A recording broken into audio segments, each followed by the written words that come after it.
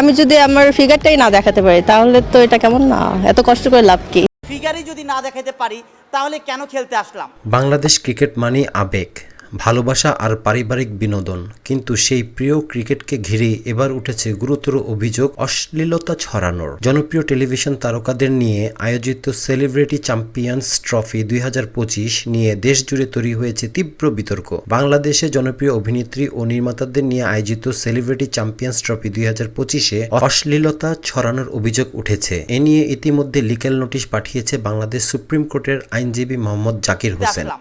তার মানে তাদের কিন্তু খেলাটা মূল উদ্দেশ্য না, তাদের মূল উদ্দেশ্য হলো যে তাদের ফিগার দেখানো। বিশেষ করে মারিয়া মিম, সিনথিয়া ইয়াসমিন, কেয়া পায়েল এবং নাদিয়া এবং আলিশা মডেল এবং আমাদের যে যারা বলছে যে বর্তমানে রানিং মডেল শাম্মী ইসলাম নীলা, ওরা কিন্তু বেসিক্যালি ক্রিকেট লিগ নামে যে প্র্যাকটিস করতে যায় বা খেলতে যায় তাদের ড্রেস আপের কোনো ঠিক নেই, অর্থাৎ তারা ক্রিকেট খেলার নামে কিন্তু ক্রিকেটটাকে কলঙ্কিত করছে। ক্রিকেটকে কেন্দ্র করে গড়ে ওঠা এই লিগে প্রবীণ রহমান চৌধুরী, গিয়াসউদ্দিন সেলিম ও তনিম রহমান অংশ ছিলেন মেন্টর হিসেবে। তাদের আহ্বান জানানো হয়েছে অভিনেত্রীদেরকে শালীন পোশাক পরার পরামর্শ দিতে এবং সমাজে অশ্লীলতা রোধে পদক্ষেপ নিতে। বিশেষ করে অভিনেত্রী মারুফা আতা জামানের এক ইন্টারভিউ, যেখানে তিনি বলেন ফিগার যদি না দেখতে পারে তাহলে কিভাবে হলো, তা আরো বিতর্কের জন্ম দিয়েছে। নোটিশে বলা হয় বাংলাদেশের মানুষ ক্রিকেট প্রেমী, ধর্মপ্রাণ এবং সামাজিক মূল্যবোধ বিশ্বাসী, তাই সেলিব্রিটি ক্রিকেট লিগেও শালীনতা বজায় রাখতে হবে। খেলোয়াড়দের বলা হয়েছে আগামী 15 দিনের মধ্যে অশ্লীলতার অভিযোগের ব্যাখ্যা দিতে হবে,